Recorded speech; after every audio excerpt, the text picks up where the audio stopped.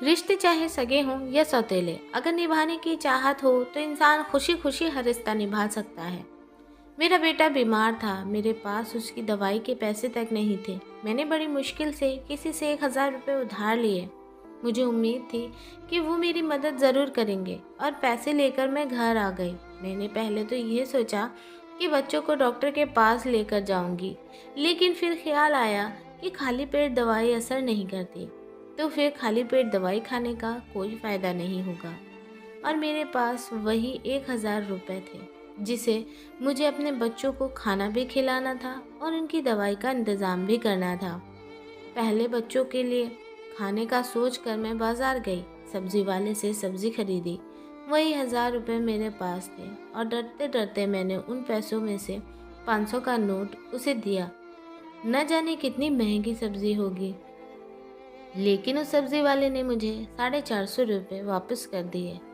जब घर आकर मैंने पैसे गिने तो मेरे पास ज़्यादा पैसे थे। मैंने सोचा शायद गलती से उसने मुझे ज़्यादा पैसे दे दिए हैं, क्योंकि उसके पास बहुत भीड़ थी। मेरे दिल ने कहा कि वो बहुत गरीब आदमी है, वापस जाकर उसे उसके पैसे दे दूं। लेकिन दिमाग में ख्याल आया कि भगवान की तरफ से मदद है, पहले जाकर बच्चों की दवाई ले आती हूँ। मैं खुशी खुशी अपने बच्चों को डॉक्टर के पास लेकर गई और दवाई लेकर आई। बच्चों को खाना खिलाकर सुलाने के बाद मैं उस सब्जी वाले के बारे में सोचने लगी कि ना जाने बाद में उसे अपनी गलती का एहसास हुआ होगा तो वो कितना पछताया होगा। मेरे पास कुछ पैसे बच गए थे। मैंने दिल में सोच लिया था कि सुबह सवेरे ही जाकर उसे बाकी के पैसे दे दूंगी, और अगर कम पड़े तो उसे बता दूंगी कि मैं बाद में तुम्हें पैसे दे सकती हूँ क्या। यकीनन वो मान जाएगा। लेकिन मुझे क्या मालूम था कि उस सब्जी वाले की गलती नहीं थी, बल्कि शायद मेरी गलती थी। मेरा रिश्ता एक गरीब घर से था। मेरे पापा शराबी थे और मेरी अम्मा लोगों के घरों में काम करती थी। मेरे पापा मेरी बड़ी बहन को जुए में हार गए थे, इसलिए हम बहनें एक दूसरे से जुदा हो गए। मैंने बड़ी कोशिश की कि मैं अपने पापा की बुरी नज़र से बच सकूं, लेकिन होने को कौन टाल सकता है। आखिरकार जब मैं 16 साल की हुई तो मुझे भी मेरे पापा जुए में हार गए और फिर मैं भी शादी होकर अपने पापा जैसे ही एक शख्स के घर आ गई थी। मैं अपनी माँ की तरह लोगों के घरों में काम करती थी और अपनी कमाई अपने जुआरी पति के हाथों से बचाने के लिए तरह तरह की कोशिशें करती थी। कभी कपड़ों की पोटली में पैसे छुपाती तो कभी राशन के डिब्बों में, लेकिन वो फिर भी मेरी कमाई मुझसे छीन कर ले जाता। मेरे 3 बच्चे थे और मुझे खुशी इस बात की थी कि भगवान ने मुझे तीनों बेटे दिए थे। कोई बेटी नहीं थी जिसको उसका बाप मेरी तरह बेच देता। इसी तरह समय गुजरता रहा और मेरी ज़िंदगी यूं ही चलती रही। कभी हफ्तों बाद मेरे पति को मेरे घर की याद आती तो वो घर आ जाता है और जो भी कीमती सामान उसे नज़र आता है उसे उठाकर वो बेच आता है। और अगर उसे कुछ भी नहीं मिलता तो वो मेरे साथ मारपीट करने लगता है। और अगर मेरे बच्चे मुझे बचाने की कोशिश करते हैं तो वो बच्चों को भी मारने लगता है। मुझे बस इस बात का सुकून था कि घर मेरा अपना था और वो ये घर बेच नहीं सकता था, क्योंकि मेरे ससुर जी ने मेरी शादी के बाद ही अपने बेटे की हरकतों को देखते हुए ये घर मेरे नाम पर कर दिया था। उन्होंने अपने जीते जी यह काम बहुत अच्छा किया। कम से कम मेरे बच्चों के सर पर छत तो है जो उनका बाप छीन नहीं सकता। मेरे आसपास के घरों में जो औरतें थीं वो भी मेरे ही जैसी थीं, मेहनत करती थी और अपने बच्चों का पेट पालती थी। आज छोटे बच्चों की बीमारी की वजह से मैंने एक ईमानदार इंसान का हक मार लिया था और ये चीज़ मुझे चैन नहीं लेने दे रही थी। कुछ दिन बाद जब बेटे की तबीयत कुछ बेहतर हुई और मुझे तनख्वाह मिल गई तो मैंने सोचा कि मुझे उस सब्ज़ी वाले का उधार चुकता कर देना चाहिए। मुझे कुछ सब्ज़ी भी चाहिए थी, इसलिए मैं दोबारा बाज़ार गई। उसने मुझे अनदेखा कर दिया और बाकी ग्राहकों को सामान देने लगा। मुझे उसके रवैये पर बहुत हैरत हुई थी कि शायद वो इसलिए मुझे देखकर अनदेखा कर रहा है कि सबको निपटाने के बाद वह मुझसे बात करेगा। खैर मुझे तो उसके पिछले पैसे भी देने थे, लेकिन मैं पैसे देने की वजह से ही इस सब्ज़ी वाले के पास आई थी। इसलिए मैं चुपचाप खड़ी रही। सबसे निपट कर वो मेरी तरफ देख कर बोला कि क्या चाहिए। मैंने उसे बताया कि आपने पिछली बार मुझे ज़्यादा पैसे वापस कर दिए थे, लेकिन उसने मेरी बात को अनसुना कर दिया और पूछने लगा कि अभी क्या चाहिए। मैंने काफ़ी सब्जियां उसे बता दी और वो तौलने लगा। फिर सब्जियां तौलने के बाद मैंने उसे पूछा कि कितने पैसे हुए। वो मेरे चेहरे की तरफ देखने लग गया और जो उसने मुझसे कहा उसे सुनकर मुझे झटका सा लग गया था कि उसने मुझसे सिर्फ 50 रुपये मांगे। मुझे लगा कि उससे गलती हुई है, इसलिए मैंने 500 का नोट निकालकर उसे दिया, लेकिन उसने 500 के नोट से सिर्फ 50 रुपये ही काटे, बाकी वापस कर दिए। और जब मैंने उसे कहा कि सब्जियां तो बहुत महंगी हैं, तो उसने मेरी बात काट कर दूसरे ग्राहक की तरफ लग गया। मैं हैरान होकर घर वापस आ गई और फिर ये रोज़ का हो गया। मैं जब भी उस सब्जी वाले की दुकान पर जाती तो मैं जितने रुपए की भी सब्जी लेती, वो मुझसे केवल 50 रुपये ही लेता था। कभी कभार तो सब्जियां 200 से 300 रुपये तक की भी होती थी, लेकिन वो मुझसे 50 रुपये से ज़्यादा नहीं लेता था और हमेशा इंतज़ार करता कि सारे ग्राहक जाएं तब मुझे सब्जियां दे, या पहले वो मुझे सब्ज़ी दे देता कि मुझे सब्ज़ी देने के बाद सबको सब्ज़ी देगा, ताकि किसी को मालूम ना हो सके कि इतनी सारी सब्ज़ी वो मुझे केवल 50 रुपये में दे रहा है। शुरू शुरू में तो मुझे ये बात बहुत अजीब लगती थी।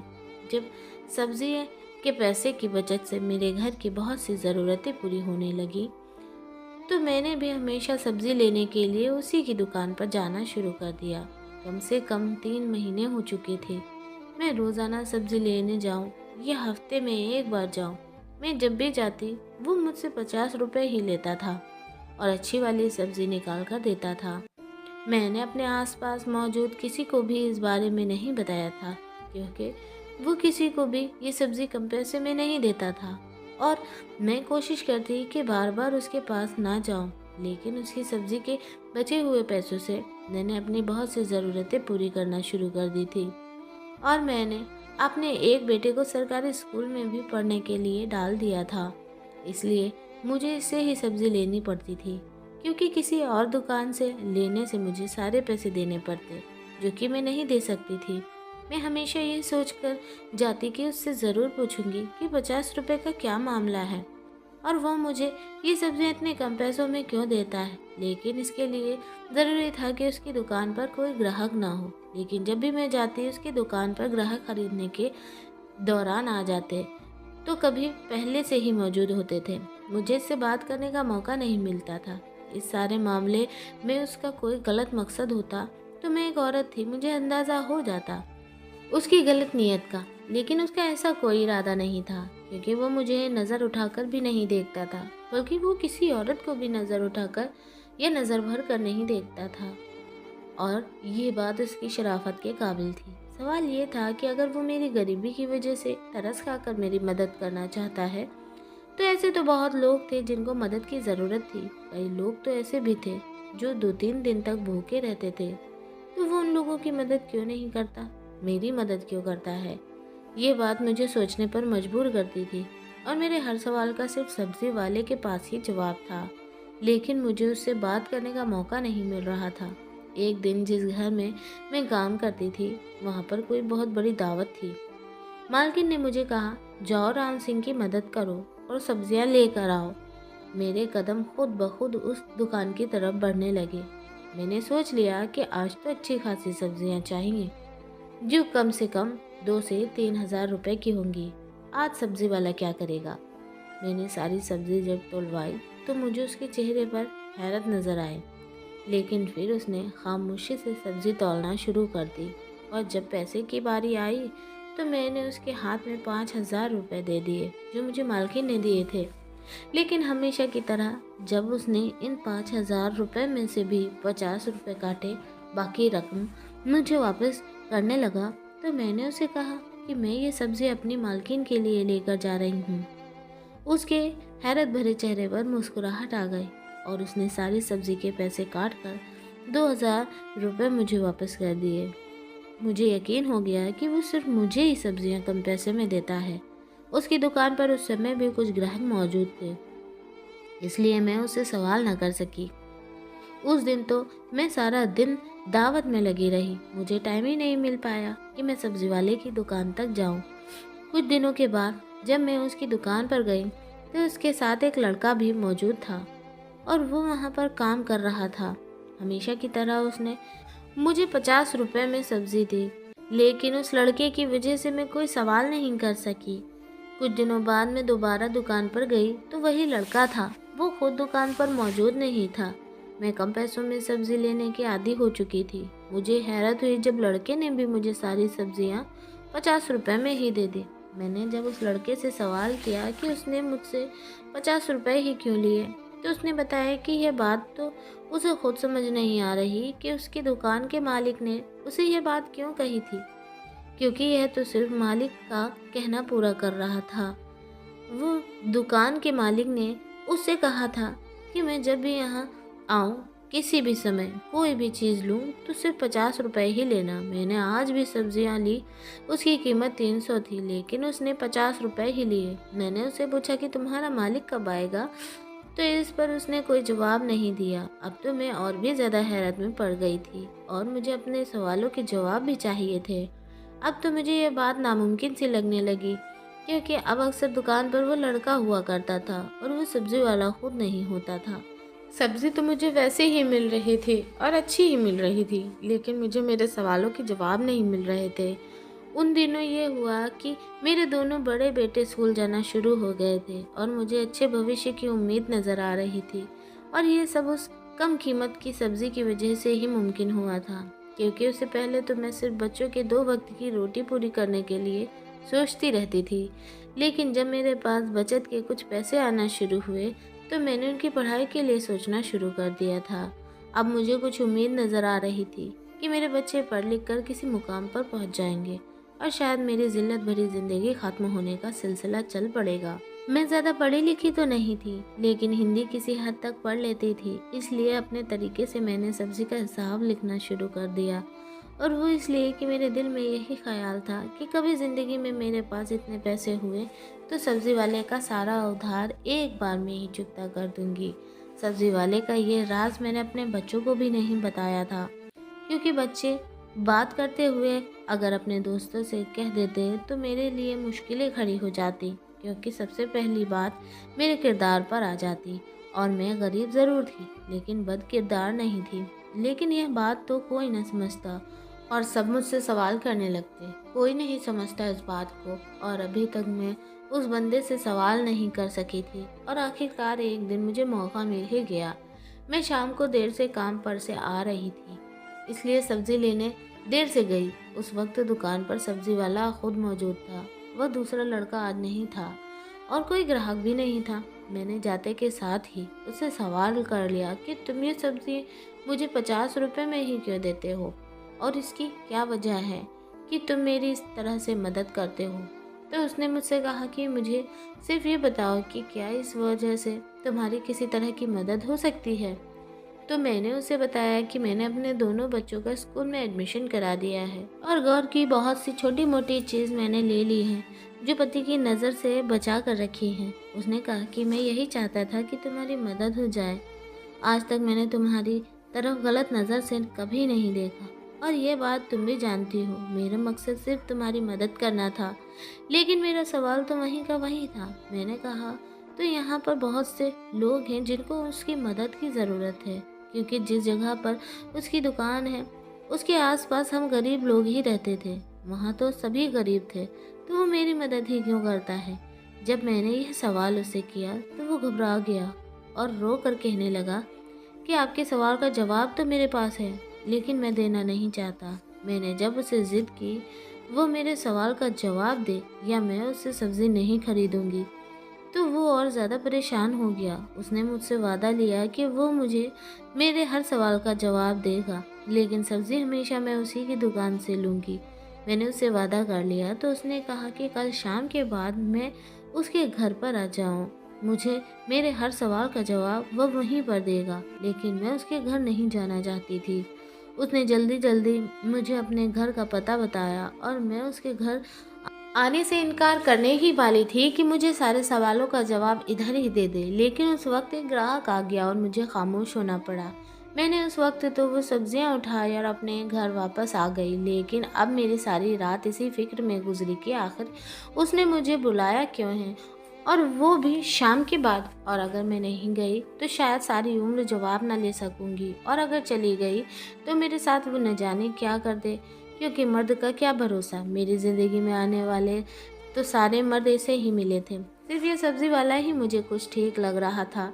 लेकिन उसने मुझे अकेले अपने घर पर क्यों बुलाया? सारी रात सोचने के बाद मैंने फैसला किया कि मुझे एक बार तो जाना ही चाहिए, और ना ही मैं इतनी कमज़ोर हूँ कि अगर मेरे साथ कुछ गलत करने की कोशिश करेगा तो मैं खुद को बचा नहीं सकूँगी। अब मुझे बेसब्री से शाम का इंतज़ार था।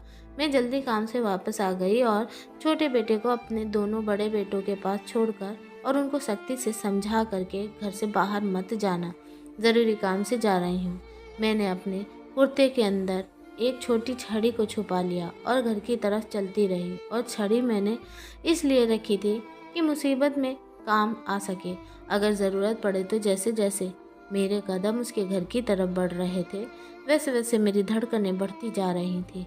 उसके घर के दरवाजे पर पहुंचकर एक बार तो दिल ने कहा कि पलट जाऊं, जो हो जैसा चल रहा है वो वैसे चलने दूं। मुझे क्या ज़रूरत है सवाल करने की, मेरी तो ज़रूरतें पूरी हो रही हैं, और मेरे बच्चों को खाना भी मिल रहा है और उनकी अच्छी पढ़ाई भी हो रही है। मुझे इस राज को राज ही रहने देना चाहिए।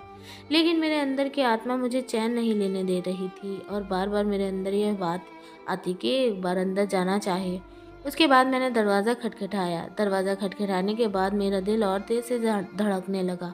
मुझे यहाँ आने का फ़ैसला गलत लगने लगा। उससे पहले कि मैं कुछ और सोचती, मुझे दरवाजे पर सब्ज़ी वाले की सूरत नज़र आई। मुझे दरवाजे पर खड़ा देखकर उसके चेहरे पर मुस्कुराहट नज़र आने लगी, और उसने मुझे अंदर आने के लिए कहा। अब जब यहाँ तक आ ही गई थी तो आगे भी मुझे हिम्मत करनी थी। मैंने डरते डरते घर के अंदर कदम रखा और बाजू के अंदर छुपी हुई छड़ी पर अपनी पकड़ बना ली। जब मैंने अंदर कदम बढ़ाए, अंदर आते ही उसने तुरंत लाइट जला दी, और रोशनी होते ही जिस चीज़ पर मेरी नज़र पड़ी तो मैं एकदम से चौंक गई। मुझे यूँ लगा कि जैसे कमरे की छत मेरे सर पर आ गई हो। जब मेरे पति के हाथों मुझे मेरे माता पिता ने बेचा था, उसके बाद से मेरे माता पिता से कोई संबंध नहीं था। मुझे नहीं पता था कि मेरी बहन या माता पिता किस हाल में है, और मैंने तो ये समझ लिया था कि वो मेरे लिए मर चुके हैं, और कभी भूल कर भी उनके बारे में मैंने नहीं सोचा था। कभी कभी मुझे मेरी माँ का ख्याल आ जाता था, लेकिन शादी के 3 साल बाद ही मेरी माँ को भी मेरे पिता जुए में हार गए थे, और उसके बाद कुछ पता नहीं। उन सबको मरा हुआ मानने के बाद मैंने तो कभी सोचा भी नहीं था कि उनसे सामना होगा। स्टोर के बिस्तर पर मुझे अपने पिताजी लेटे हुए नजर आए, और मुझे उन्हें देखकर और ज़्यादा नफरत का एहसास हुआ, क्योंकि हम लोग जिस हाल में भी हैं सिर्फ उसी आदमी की वजह से हैं। लेकिन उनकी हालत इतनी ख़राब थी कि उनसे तो नफरत भी नहीं कर पा रही थी। मेरे पीछे मौजूद सब्जी वाले ने मुझसे कहा कि आपने इनको पहचाना, तो मेरी ज़बान ही बंद हो चुकी थी। मैं उसे क्या जवाब देती। मेरी हालत देखकर उसने कहा कि यह आदमी आपके पिताजी हैं, सिर्फ आपके नहीं बल्कि मेरे भी हैं, आपका भाई हूँ मैं। और ये सुनकर मुझे तो आश्चर्य हुआ और बहुत बड़ा झटका लगा। ऐसा कैसे हो सकता है? ये आदमी मेरा भाई कैसे हो सकता है? क्योंकि हम तो सिर्फ 2 बहनें ही थे। मुझे तो लगा था कि आज इतनी बड़ी बिजली गिरने के बाद और इसके अलावा कोई और झटका मैं सह नहीं पाऊंगी। पिताजी की हालत देखी तो मेरी आंखों में आंसू आ गए। उनको फालिस का अटैक हुआ था, और वो जुबान से बोल भी नहीं पा रहे थे, हाथ भी नहीं हिला सकते थे, सिर्फ मुझे देखकर रो रहे थे। मैंने उस सब्जी वाले से, जो कि मेरा भाई था, उसे पूछा कि ये सब क्या है? तुम मेरे भाई कैसे हो सकते हो? हम तो 2 बहनें थीं, और फिर ये तुम्हारे पास कैसे? उसने मुझे बताया कि मेरी शादी के 1 साल बाद ही मेरी माताजी को मेरे पिताजी एक जुए में हार गए थे। लेकिन हमें जुए में हारने से पहले उन्होंने खुद एक औरत को जुए में जीता था, जिसे वो अपने घर पर तो नहीं लेकर आए थे, एक और जगह रखा था। सब्जी वाला इस औरत से मेरा भाई था। उसको जन्म देते हुए वो औरत मर गई, और भगवान का करिश्मा तो देखो, जिसकी वो बहन थी उसी के हाथों मेरे माता जी का दोबारा विवाह हुआ था। मेरी माँ ने ही उसकी परवरिश की है और उसे अच्छे बुरे की समझ दी है। जब वो कुछ समझदार हुआ तो उन्होंने उसकी ऐसी परवरिश की और समझाया कि वो अपने पिता की सूरत पर ना जाए, और 3 साल पहले ही हमारी माँ का देहांत हो चुका है। और जब ये कुछ बड़ा हुआ तो उसने अपनी बड़ी बहन की जानकारी लेने की कोशिश की तो पता चला कि वो तो शादी के बाद ही बच्चे को जन्म देते हुए मर गई और उसके साथ उसका बच्चा भी मर गया था। अब इस दुनिया में उसके रिश्तेदार थे, एक बहन और एक पिता। उसने हम दोनों के बारे में जानकारी हासिल करने की कोशिश की और उसके साथ ही पढ़ाई ना करने की वजह से वो कोई नौकरी भी नहीं कर सकता था, इसलिए सब्जी का ठेला लगाना शुरू कर दिया। वो मेहनत से दिल लगाकर काम करता था और उसकी इज्जत भी बहुत थी। फिर एक दिन उसको पिताजी मिले और जिस हालत में मिले उस पर उसे तरस आ गया और वो उन्हें अपने घर ले आया और अब वह पिताजी की देखभाल के लिए ही उसने दुकान पर लड़का रखा हुआ है, क्योंकि वो पिताजी के पास घर पर खुद ही रुकता था, क्योंकि पिताजी से बोला भी नहीं जा सकता था और ना ही कुछ खा सकते थे।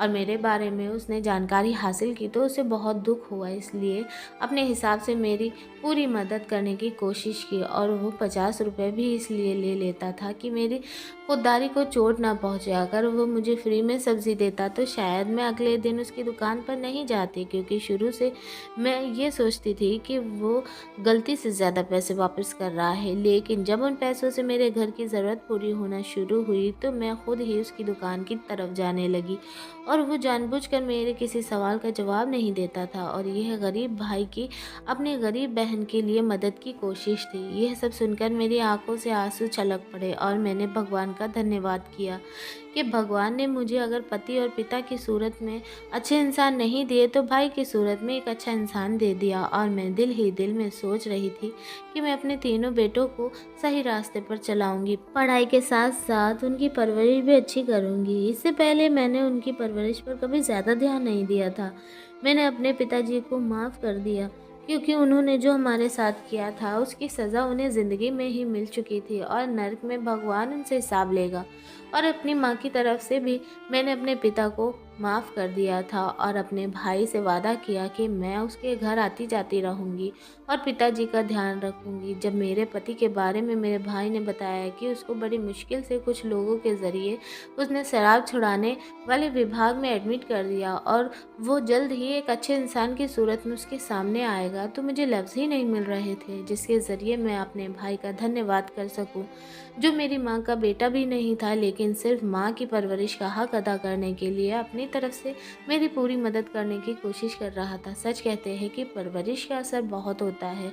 उसकी रगों में खून तो मेरे पिताजी का था लेकिन परवरिश मेरी माँ की थी जो खून पर भारी पड़ गई। दोस्तों, कहानी पसंद आई हो तो वीडियो को लाइक ज़रूर करें। चैनल पर नए हैं तो चैनल को सब्सक्राइब करें और वीडियो की अपडेट पाने के लिए बेल आइकन को प्रेस करके ऑल ज़रूर कर लें। हम आपको मिलेंगे एक और ऐसी बेहतरीन वीडियो में। तब तक के लिए धन्यवाद। आपका दिन शुभ हो।